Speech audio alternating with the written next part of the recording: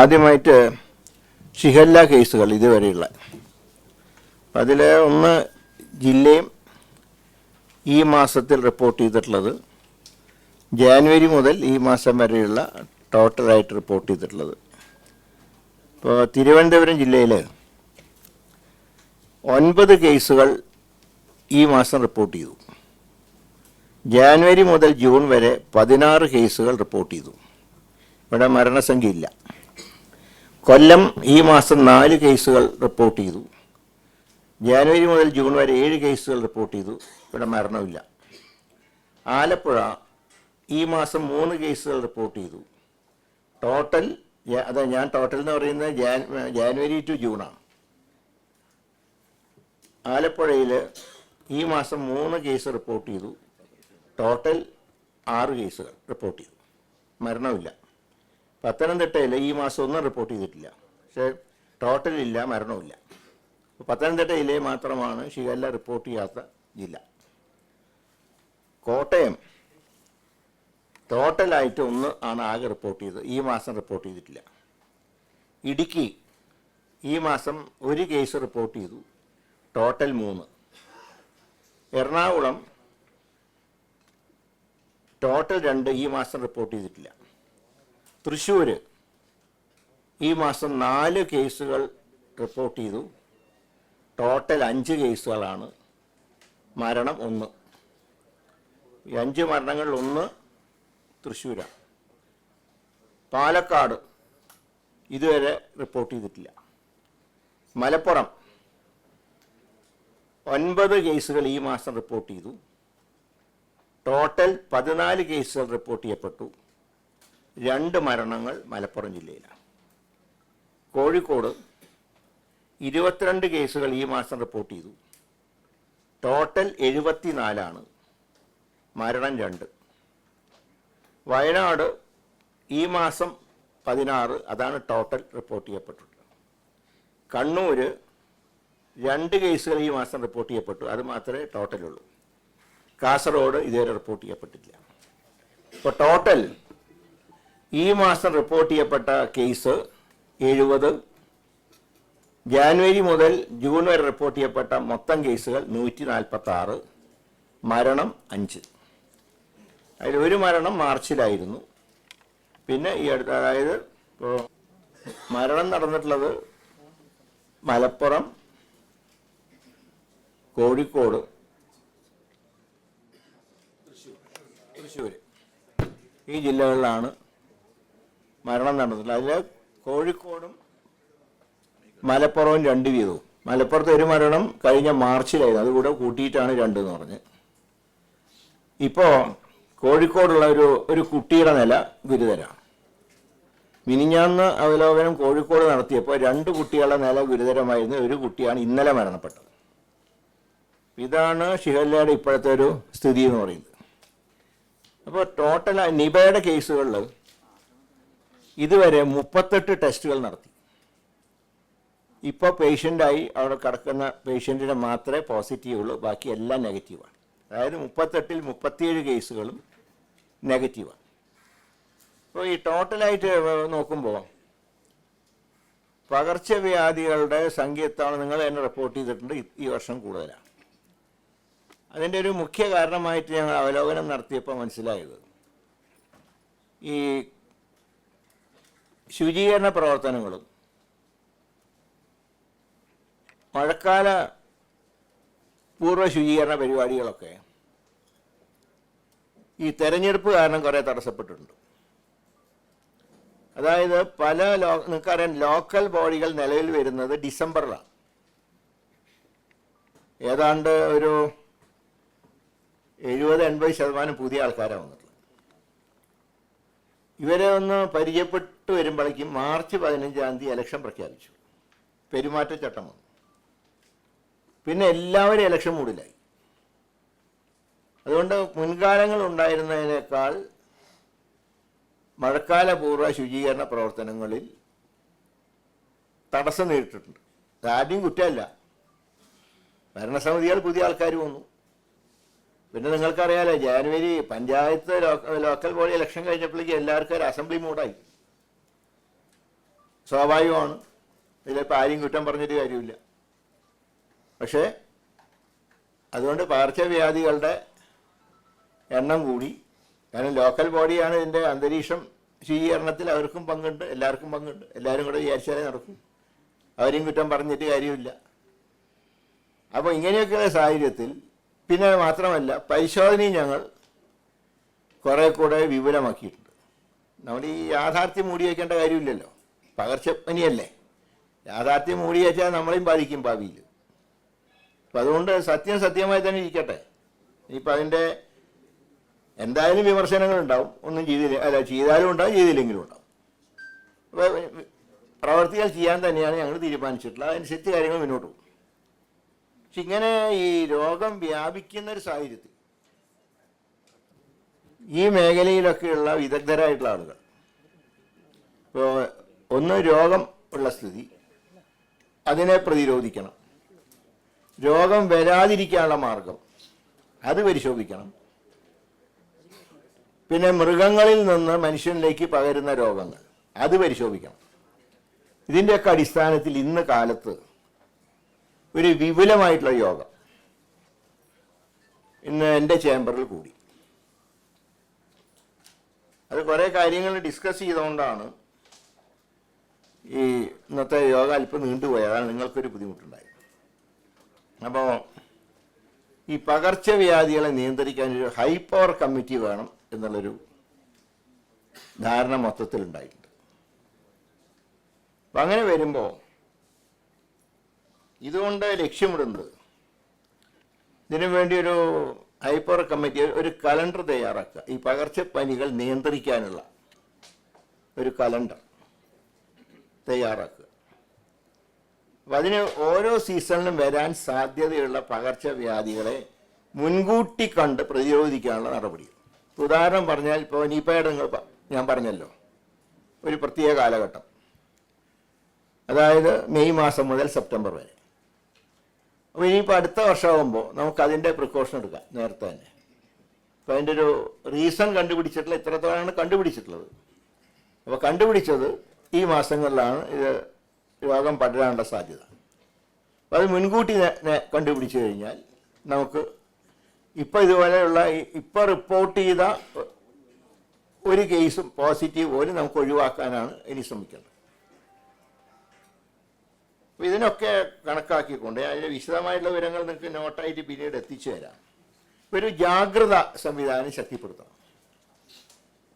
അപ്പോൾ അതിന് medical field മാത്രമല്ല, LSD വേണ്ടി വരും, അനിമൽ ഹസ്ബൻഡറി വേണ്ടി വരും. കാരണം മൃഗങ്ങളിൽ നിന്ന് പകരുന്ന രോഗങ്ങളുണ്ട്. ഇപ്പോൾ എലിപ്പനി അങ്ങനെയുള്ള അപ്പോൾ എലിപ്പനി വരാതെ നോക്കണമെങ്കിൽ വെള്ളക്കെട്ട് ഒഴിവാക്കണം. അത് ലോക്കൽ ബോഡിയുടെ സഹകരണമാണ്. ഇങ്ങനെയുള്ള അതുപോലെ തന്നെ മരുന്നിൻ്റെ ലഭ്യതയും സംഭരണവും. അതിപ്പോൾ എല്ലാം നിങ്ങൾക്കറിയാം, KMSCL വഴിയാണ് ഈ മരുന്നുകൾ സംഭരിക്കുന്നത്. ഇപ്പോൾ ഒരു കാര്യമുള്ളത്, ഈ ആവശ്യത്തിനുള്ള മരുന്നുകൾ ഇപ്പം മരുന്ന് സ്റ്റോക്കുണ്ട്, കുഴപ്പമില്ല. അപ്പോൾ ഇങ്ങനെയുള്ള എല്ലാ കാര്യങ്ങളെക്കുറിച്ചും വിശദമായി ചർച്ച ചെയ്ത് സർക്കാരിനൊരു റിപ്പോർട്ട് നൽകാൻ ഞാൻ പറഞ്ഞ ഹൈ പവർ കമ്മിറ്റി. അതിൻ്റെ ചെയർമാനായിട്ട് വേൾഡ് ഹെൽത്ത് ഓർഗനൈസേഷൻ്റെ കൺസൾട്ടൻ്റാണ് ഡോക്ടർ SS ലാൽ. അദ്ദേഹം ചെയർമാനും principal secretary doctor Sharmila Mary Joseph, അവരാണ് പുതിയ പ്രിൻസിപ്പൽ സെക്രട്ടറി. അവർ കോഓർഡിനേറ്ററായി. Doctor Sreejith N. കുമാർ കൺവീനറായി. അംഗങ്ങളെന്ന് പറയുന്നത് സർക്കാർ സ്വകാര്യ മേഖലകളിലെ വിദഗ്ധരായിട്ടുള്ള ഡോക്ടർമാർ. ഗവൺമെൻറ് ആരോഗ്യം നിയന്ത്രിക്കണമെങ്കിൽ എല്ലാ മേഖലയും വേണം. അത് സ്വകാര്യവൽക്കരണമായിട്ട് ആരും കാണണ്ട. ഇവർക്ക് റിപ്പോർട്ട് നൽകുന്ന ചുമതല മാത്രമേ ഉള്ളൂ. അതല്ലാതെ ഇനിയിപ്പോൾ നാളെ അത് എഴുതാൻ നിൽക്കണ്ട. സ്വകാര്യ കാരണം എല്ലാ ആശുപത്രികളും ചികിത്സയുണ്ടല്ലോ. അതുകൊണ്ട് ആ മേഖലയെ കൂടെ ഉൾപ്പെടുത്തിയാൽ മാത്രമേ ഇപ്പോൾ IMA എന്ന് പറയുമ്പോൾ എല്ലാ ഡോക്ടർമാരും ഇല്ലേ, അപ്പോൾ അവരുടെ കൂടെ നിർദ്ദേശം അനുസരിച്ചാണ് എൻ്റെ ഒരു ചാർട്ട് പ്രിപ്പയർ ചെയ്യുന്നത്. അതുപോലെ തന്നെ ആയുഷ് വകുപ്പിലെ ഡോക്ടർമാർ, അനിമൽ ഹസ്ബൻഡറി വകുപ്പ്, ഭക്ഷ്യസുരക്ഷാ വകുപ്പ് എന്നിവയിൽ നിന്നുള്ള വിദഗ്ധന്മാരും ഇതിൽ ഉൾപ്പെട്ടിട്ടുണ്ട്. ഇനി ലോക്കൽ ബോഡിയുടെ സംവിധാനം കൂടെ ഇതിൽ ഉൾപ്പെടുത്താനാണ് തീരുമാനിച്ചിട്ടുള്ളത്. അപ്പോൾ സംസ്ഥാന തലത്തിൽ ആക്ഷൻ കമ്മിറ്റി വേണം, അതാണ് ഈ കമ്മിറ്റി. ഇനി ജില്ലാതലത്തിൽ ഔട്ട്ബ്രേക്ക് മോണിറ്ററിംഗ് യൂണിറ്റ്. ജില്ലകളിൽ വരുമ്പോൾ ചില രോഗങ്ങൾ ജില്ലകളിൽ മാത്രം, ഇപ്പോൾ ഷിഗല്ല എന്ന് പറഞ്ഞാൽ പാലക്കാടില്ല, ഇപ്പോൾ റിപ്പോർട്ട് ചെയ്തിട്ടില്ലല്ലോ, പത്തനംതിട്ട വന്നിട്ടില്ല. അപ്പം അങ്ങനെയൊക്കെയുള്ള, അതേസമയത്ത് ആ ജില്ലകളിൽ ചിലപ്പോൾ ഡെങ്കിപ്പനി ഉണ്ടാവാം, മറ്റ് അസുഖങ്ങൾ റിപ്പോർട്ട് ചെയ്യാം. അപ്പം അതാത് ജില്ലകളിൽ ഒരു ഔട്ട് ബ്രേക്കിംഗ് മോണിറ്ററിംഗ് യൂണിറ്റ് സ്ഥാപിക്കാൻ തീരുമാനിച്ചിട്ടുണ്ട്. ജില്ലാതലത്തിൽ ആക്ഷൻ കമ്മിറ്റി, പ്രതിരോധ പ്രവർത്തനങ്ങൾ ഏകോപിപ്പിക്കാൻ വേണ്ടിയിട്ട്. ഇതിലെ സംസ്ഥാനത്തിലെ റാപ്പിഡ് ടീമിനെ കൂടെ, RRT ടീമിനെ കൂടെ ഇതിൽ ഉൾക്കൊള്ളാവുന്നതാണ്. സംസ്ഥാനതല ഔട്ട് ബ്രേക്കിംഗ് മോണിറ്ററിംഗ് കമ്മിറ്റി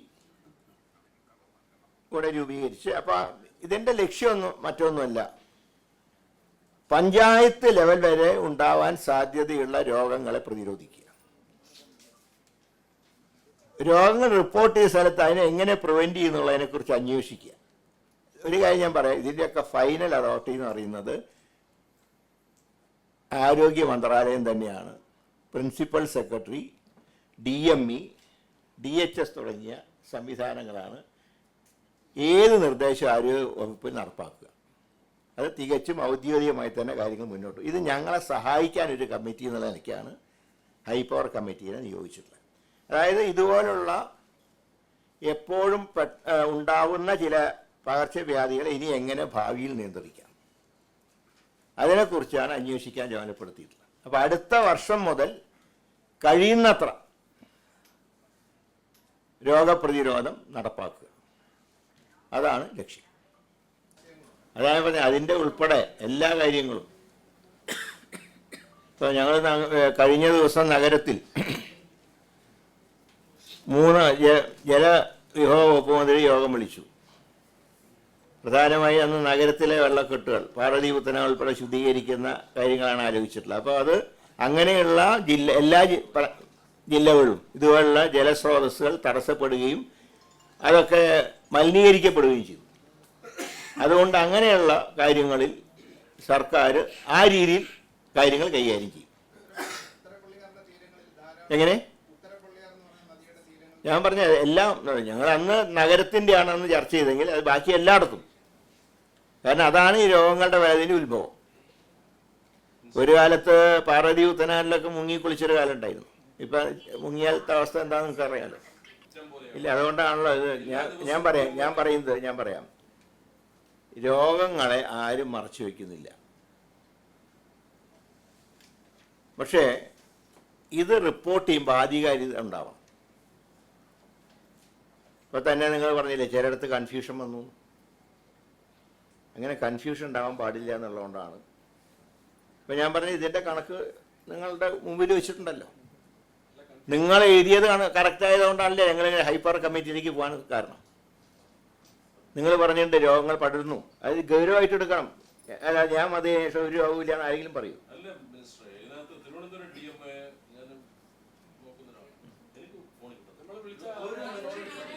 ഫോണിൽ വിളിച്ചാൽ എല്ലാവരും എടുക്കണം എന്നുള്ള നിർദ്ദേശം ആരും ഫോൺ എടുക്കണ്ടെന്ന് പറഞ്ഞിട്ടില്ല.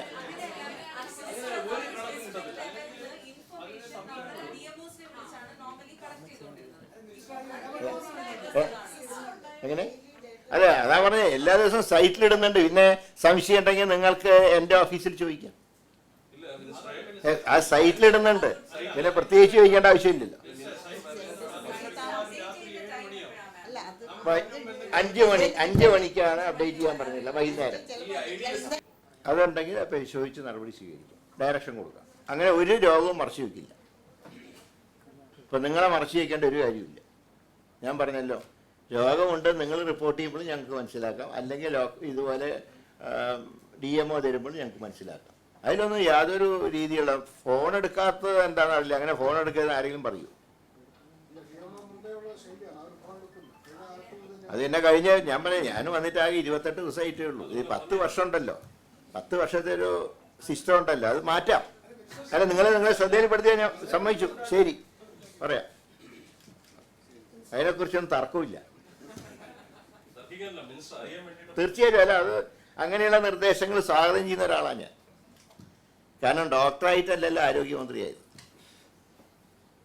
അപ്പോൾ നിങ്ങളുടെയൊക്കെ നിർദ്ദേശങ്ങൾ പാലിക്കാൻ തയ്യാറുള്ള ഒരാളാണ് ഞാൻ.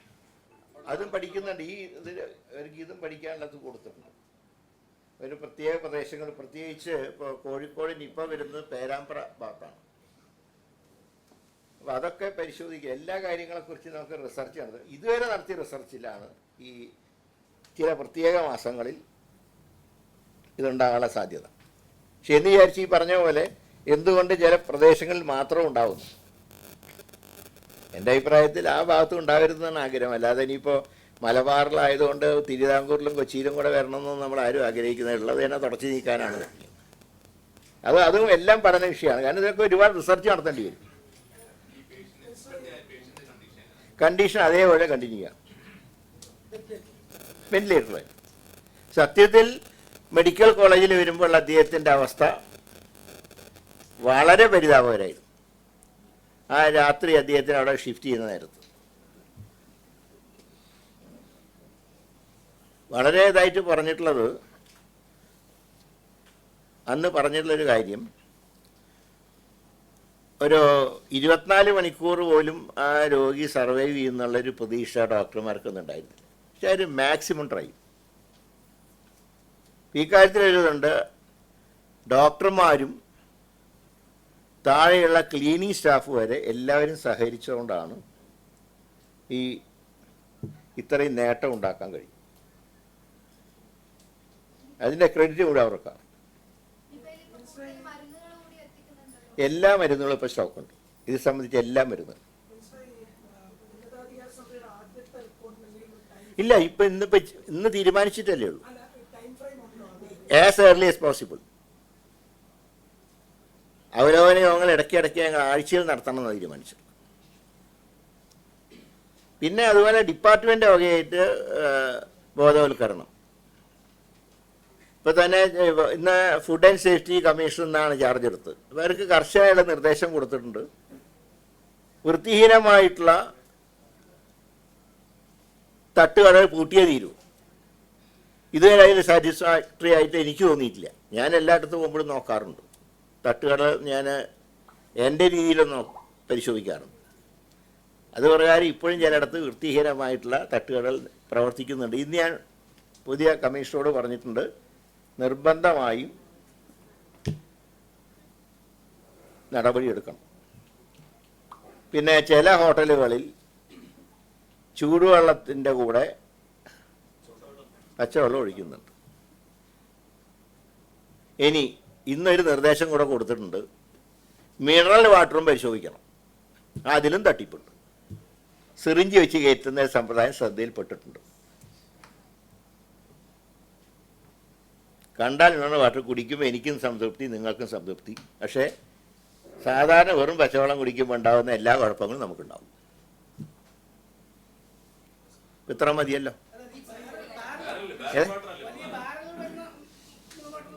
അല്ല, നമ്മുടെ കുപ്പിയുള്ളതിലുണ്ട്, ബാരലുണ്ട്, കുപ്പിയുണ്ട്. അതും നോക്കാൻ പറഞ്ഞിട്ടുണ്ട്.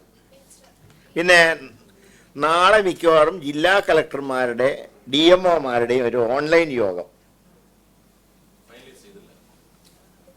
നാളെ മിക്കവാറും ഉണ്ടാവും. ഇന്ന് സമയം അറിയിക്കാമെന്ന് പറഞ്ഞിട്ടുണ്ട്. കാരണം നാളെ ക്യാബിനറ്റ് ഉണ്ട്. അപ്പോൾ ക്യാബിനറ്റിലത് പ്രകാരം നോക്കിയതിന് ശേഷം, അങ്ങനെയാണെങ്കിൽ ഉച്ചയ്ക്ക് 12 മണിക്കായിരിക്കും മിക്കവാറും. എന്തായാലും നാളെ കളക്ടർമാരുടെയും DMOമാരുടെയും ഓൺലൈൻ യോഗം കൂട്ടാൻ തീരുമാനിച്ചു. അത് കേസെടുത്തോട്ടെ, വന്നാലെന്താ, കേസെടുത്താലെന്താ, ഞാനിത് കക്ഷിയല്ല. അതിപ്പോൾ ഇനി ഒരുപാട് പറയാലോ. 2008 നടന്നതിൻ്റെ ഇപ്പോൾ ഗെയിമറിൽ ചേട്ടൻ്റെ പേര് പറയണമെങ്കിൽ പിന്നെ വല്ലതും ഉണ്ടാകും. അത് അന്വേഷിച്ചോട്ടെ. ഇനി വേണമെങ്കിൽ വിജിലൻസോ ആരന്വേഷിച്ചാലും കുഴപ്പം.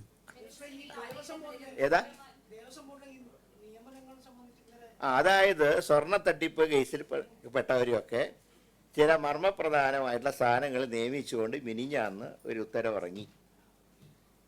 ഞാനത് പരിശോധിച്ചു. ഞാൻ ആ നേരത്ത് ദേവസ്വം ബോർഡ് പ്രസിഡന്റിനെ വിളിച്ചപ്പോൾ അദ്ദേഹം ഫോൺ സ്വിച്ച് ഓഫ് ആണ്. അപ്പോൾ പിന്നെ ഒരു ഔദ്യോഗിക കത്ത് കൊടുക്കാൻ തീരുമാനിച്ചു.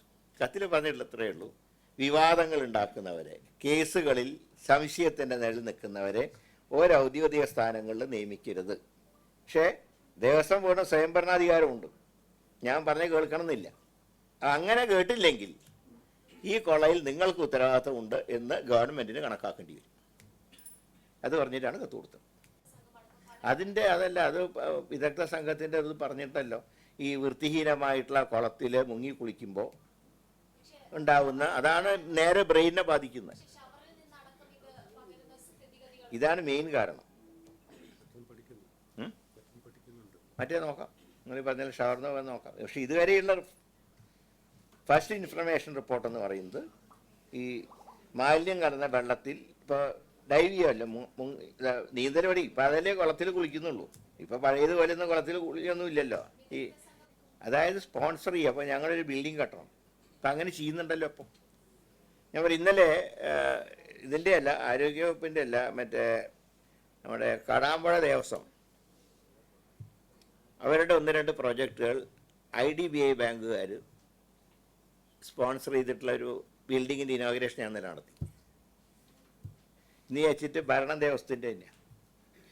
അവരുടെ മറ്റേ ഡയാലിസിസ് യൂണിറ്റ് ഉണ്ടല്ലോ, ആദ്യമായിട്ട് കേരളത്തിൽ ഡയാലിസിസ് യൂണിറ്റ് തുടങ്ങിയ ഒരു ആശുപത്രി അതാണ്.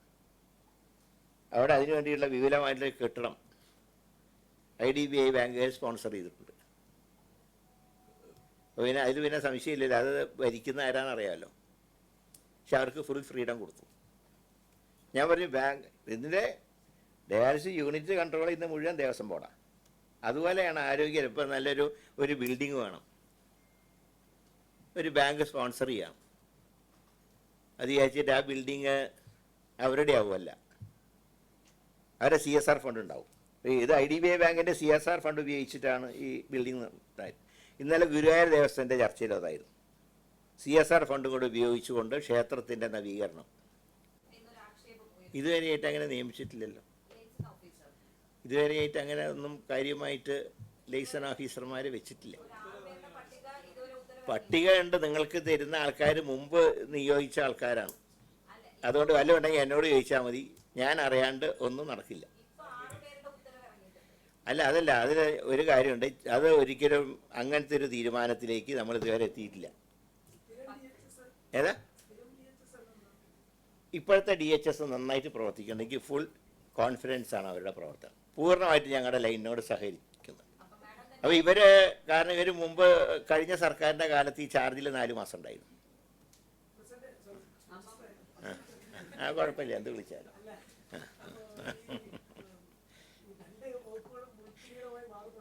അതല്ലെങ്കിലും ഉണ്ടല്ലോ, ഇത് അറിഞ്ഞുകൊണ്ട് തന്നെയല്ലേ എടുത്തത്. ഇനി മുൾക്കിരീട് അല്ലെങ്കിൽ ഞാനെടുത്താൽ മുൾക്കിരീട് ആവുമല്ലോ, അതിലെന്താ സംശയം? അത് ഏത് വകുപ്പ് എടുത്താലും. ഇത് ഞാൻ പറയും, ഇത് വർക്കിംഗ് അറേഞ്ച്മെൻറ്റിൽ ആരെങ്കിലും വെക്കുന്നത് ഇതിൻ്റെ ബാധകമല്ല. നിങ്ങൾ പറഞ്ഞ ലൈസൺ ഓഫീസർ എന്ന് പറയുന്നത് ചില ആൾക്കാരെ തൽക്കാലത്തേക്ക് വർക്കിംഗ് അറേഞ്ച്മെൻറ്റിൽ വെച്ചിട്ടുണ്ട്. അത് ഒഫീഷ്യലല്ല, അത് സ്ഥിരമല്ല, പുതിയ നിയമനമല്ല, വർക്കിംഗ് അറേഞ്ച്മെൻറ്റ്. വർക്കിംഗ് അറേഞ്ച്മെൻറ്റ് നിയമിച്ചിട്ടുണ്ട്. വർക്കിംഗ് അറേഞ്ച്മെൻറ്റിൽ വെക്കുന്നതും സ്ഥിരം വയ്ക്കുന്നതായിട്ട് വ്യത്യാസമുണ്ട്.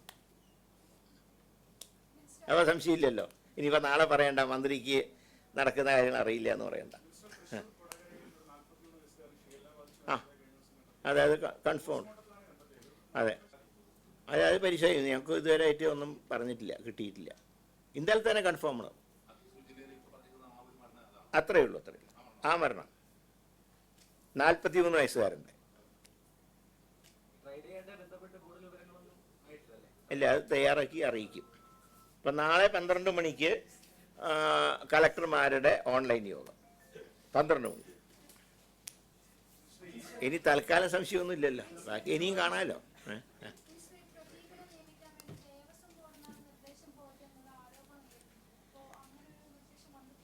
ഇല്ല, അതിപ്പോൾ ആരുടെയും കുറ്റമല്ല. അത് നല്ലൊരു വക്കീലായിരുന്നുകൊണ്ട് വെച്ചതാണ്. അപ്പോൾ അങ്ങനെ വെച്ചപ്പോഴാണ് ഇങ്ങനെയുള്ള അലിഗേഷൻ വന്നത്. അപ്പോൾ ഒരു കാര്യം മനസ്സിലാക്കേണ്ട, നിങ്ങൾക്കറിയാം, ഒരു ക്രിമിനൽ ലോയറിനെ സംബന്ധിച്ച് ഏത് കേസ് ഏൽപ്പിക്കുന്ന ആ കേസ് വാദിക്കും. ഇപ്പോൾ പിണറായി വിജയന് വേണ്ടി വാദിച്ച ഒരാൾ നാളെ VD സതീശന് വേണ്ടി വാദിക്കാൻ വന്നാൽ ആരുടെ കേസാണോ ഏറ്റെടുത്തിട്ടുള്ള ആ കക്ഷിയോടായിരിക്കും കൂറ്. അതാണ് വക്കീൽമാർ, അതിൻ്റെ ഒരു എത്തിക്സാണ്. അതനുസരിച്ച് പ്രദീപനെ വെച്ചപ്പോൾ ഒരുപാട് ഭക്തജനങ്ങൾക്ക് ചില സംശയങ്ങളുണ്ടായി. അദ്ദേഹം രാജിവെച്ചു. രണ്ടുമല്ല, സർക്കാർ വയ്ക്കുന്ന ഞങ്ങൾ അത് അങ്ങനെ ഒരു ഫീലിംഗ് ജനങ്ങൾക്ക് ഉണ്ടായപ്പോൾ അദ്ദേഹത്തിനോട് രാജിവെക്കാൻ പറഞ്ഞു.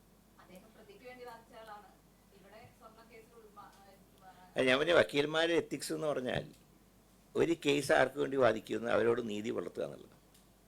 അത് പുലർത്താത്തവർക്ക് ഡിസ്ക്വാളിഫിക്കേഷനാണ്. അല്ല, അത് അദ്ദേഹത്തിൻ്റെ ആ കേസ് അത് വിട്ടല്ലോ. ഇപ്പോൾ പുതിയതിന് വേണ്ടിയിട്ട് വെച്ചതാണ്. ഏതായാലും വെച്ചു എന്നുള്ള യാഥാർത്ഥ്യമാണ്. അദ്ദേഹം രാജിവെച്ചു എന്നുള്ള യാഥാർത്ഥ്യമാണ്. എത്ര മതി? തീർച്ചയായും വേസ്റ്റ് ഇടുന്നത്. പക്ഷെ ഒരു കാര്യം നിങ്ങൾ മനസ്സിലാക്കണം, വേസ്റ്റ് ഡിസ്പോസൽ സംവിധാനം കൊണ്ടുവന്നാൽ അതിനെയും വിമർശിക്കുന്നത് നിങ്ങൾ തന്നെയാണ്. ഞാൻ MLA ആയി 8 വർഷക്കാലം ഇരുന്നു. ഞാൻ കൊണ്ടുവരാൻ തീരുമാനിച്ച പല മാലിന്യ സംസ്കരണ യൂണിറ്റുകളും എതിർപ്പ് കാരണം അന്ന് ഇംപ്ലിമെൻ്റ് ചെയ്യാൻ പറ്റില്ല. എൻ്റെ ഒരേ ഒരു പദ്ധതി മാത്രമേ നടപ്പാക്കാൻ കഴിയാതിരുന്നുള്ളൂ. അപ്പോൾ ആ പ്രദേശത്തുള്ള എല്ലാ ആൾക്കാരും ഒന്നിക്കും. നിങ്ങൾ ഒരു കാര്യം ശ്രദ്ധിച്ചു കാണും, ഞാൻ ഇതുവരെ ഇപ്പം കഴിഞ്ഞ 10 വർഷക്കാലം LDF ഭരിച്ചപ്പോഴും അതിനു മുമ്പ് UDF ഭരിച്ചപ്പോഴൊന്നും ഒരു മാലിന്യ സംസ്കരണത്തിനെതിരായിട്ടുള്ള സമരത്തിൽ ഞാൻ പങ്കെടുത്തിട്ടില്ല. അതെൻ്റെ പോളിസിയാണ്. ഞാൻ അന്നേ പറഞ്ഞിട്ടുണ്ട്, മാലിന്യ സംസ്കരണം ഇല്ലെങ്കിൽ ഒരുപാട് പകർച്ചവ്യാധികൾ നമ്മുടെ സമൂഹത്തിലുണ്ടാവും. ഞാൻ അന്നും ഇന്നും വിശ്വസിക്കുന്ന ഒരു കാര്യമാണ്. LDF സർക്കാർ കൊണ്ടുവന്ന പദ്ധതികൾ പോലും വേസ്റ്റ് മാനേജ്മെൻറ്റിൻ്റെ കാര്യത്തിൽ ഞാൻ അവർക്ക് പിന്തുണ കൊടുത്തിട്ടുണ്ട്. മുമ്പ് വിളപ്പിൽശാല സംഭവത്തിൽ പോലും ഞാനന്ന് തിരുവനന്തപുരം നഗരസഭയ്ക്ക് പിന്തുണ കൊടുത്തിട്ടുണ്ട്. അന്നത്തെ മേയർ പരസ്യമായിട്ട് അക്കാര്യത്തിൽ എന്നോട് നന്ദിയും പറഞ്ഞു. അതെൻ്റെ ഒരു പോളിസിയാണ്. എല്ലാ കാര്യങ്ങളും ഇന്നിപ്പോൾ തീർക്കണ്ട, ഇനിയില്ലേ ദിവസം. ആരെ